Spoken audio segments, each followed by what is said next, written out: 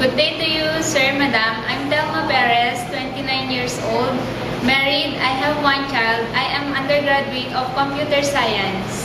Okay, good day to you, Miss Telma. How are you today? I'm fine, sir, madam. So what do you think are the right attitude and characteristics of a good domestic helper? Sir, madam, I'm responsible, patient, hardworking, and honest. Okay, so Miss Telma, since you're a first-timer, how will you avoid your homesickness? Sir, madam, I will avoid my homesickness by visit work.